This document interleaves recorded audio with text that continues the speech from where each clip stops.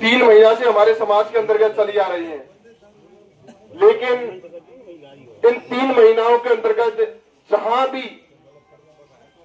जो मीटिंग में पॉइंट रखे गए हैं, जिस जगह पर इन पॉइंटों की अवहेलना की गई है, वह कहीं भी किसी भी जगह पर किसी भी व्यक्ति के ऊपर कोई कार्रवाई नहीं। अगर हमारा उद्देश्य एक मीटिंग करना ही है तो मीटिंग करते रहो, चलती रहेंगी, सदियों तक चलती रहेंगी। लेकिन जब तक इन मीटिंगों का परिणाम पॉजिटिव नहीं आएगा ना, तब तक इन मीटिंगों का कोई मतलब नहीं।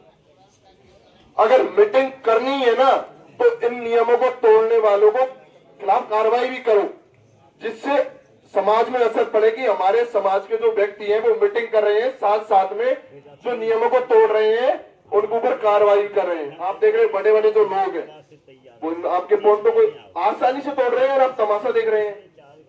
सबको पता है, कहना कोई नहीं चाहता, एक दूसरे का विरोधी कोई नहीं बनना चाहता। सत्यता यह है कि इन पॉइंटों को जो बड़े बड़े व्यक्ति, चाहे एमएलए हो, चाहे कोई सरपंच हो, चाहे कोई बड़ा अधिकारी हो, अधिकतर तोड़ रहे हैं और ये सबको पता है। नाम मैं ले देता हूं, ओम प्रकाश सोडला ने अभी प्रोग्राम किया था महुआ विधायक ने जयपुर में, इतना बड़ा प्रोग्राम किया था, उसमें आपके 90% बिंदु है वो तोड़े गए थे। कार्रवाई हुई नहीं हुई। मीटिंगों की शुरुआत महुआ सम्मेलन से हुई थी।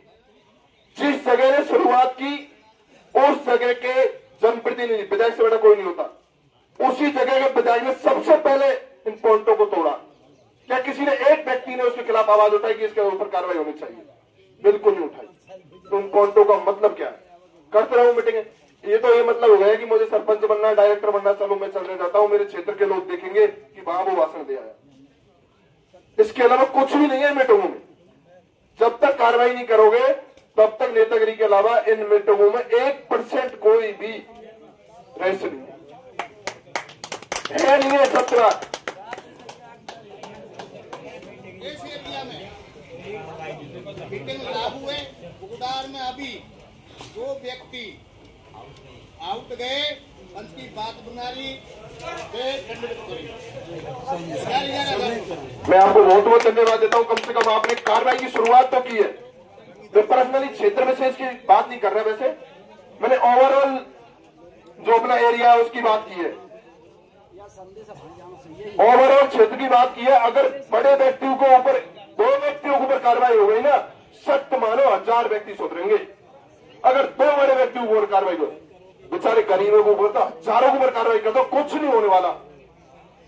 गरीबों के ऊपर कितनी भी कार्रवाई कर दो, वो तो समाज की यातना झेलते आए हैं, झेलते रहेंगे।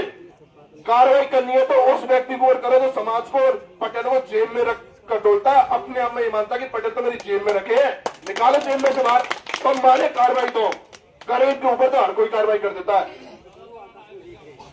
और दूसरी बात, मैं युवा हूं, मैं देखता हूं हमारे साथ वाले युवा है ना, आज की टाइम पर नशे के जलजले इस तरीका से जकड़ गए हैं कि उनके जो माइंड है ना, इसमें आपराधिक प्रवृत्ति की सारी विद्या भर गई है।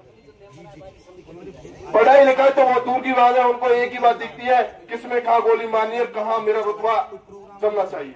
अभी देखा आपने, मर्डर हो गया 15 साल का लड़का, जिसको आज बड़ी बड़ी कोचिंगों में कोचिंग करनी चाहिए, IAS RAS की तैयारी करनी चाहिए, उसने मर्डर कर दिया। बिल्कुल विपरीत जा रहा है हमारा समाज।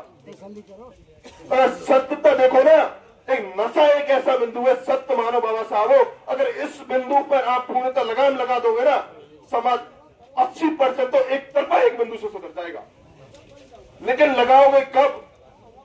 और ये बात भी सत्य मान लेना, इस बिंदु पर लगाम अगर युवाओं को साथ नहीं लोगे ना, आप बिल्कुल लगाम नहीं लगा सकते।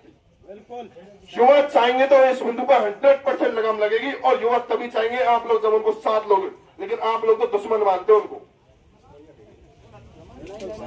मेरी बात सुनो बाबा साहब, एक डीजे के ऊपर बहस मत करो। हमारी मीटिंगों में 70% सिर्फ डीजे के ऊपर बहस होकर रह जाती है। डीजे के ऊपर क्यों कर रहे हो? एक बार पूर्णतः ये कर दो कि ये है, हो ही रहे, रोपेटी चलनी है, बंद होना है। अरे इस दलदल में क्यों पड़ रहे हो? जिससे समाज सुधरे उन बातों को लागू करो।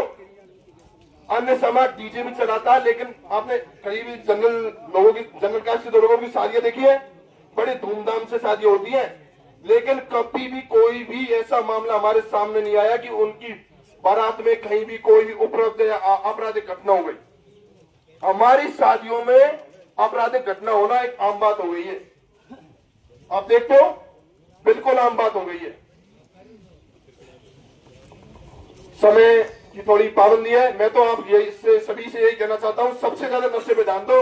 और 14 तारीख को संविधान निर्माता बाबा साहब भीमराव अंबेडकर की जयंती है, जो हमारे गरीब, दलित और शोषितों का रियल भगवान है। मैं आप सभी से निवेदन करना चाहता हूं, करौली जिला मुख्यालय पर बाबा साहब अंबेडकर की जयंती के ऊपर एक विशाल रैली का आयोजन किया गया है। जो व्यक्ति वहां पहुंच सकता है, ज्यादा से ज्यादा संख्या में करौली पहुंचे 14 तारीख को बाबा साहब भीमराव अंबेडकर की जयंती के उपलक्ष्य में। धन्यवाद। इस टाइम रहेगा भीमराव अंबेडकर सर्किल। धन्यवाद।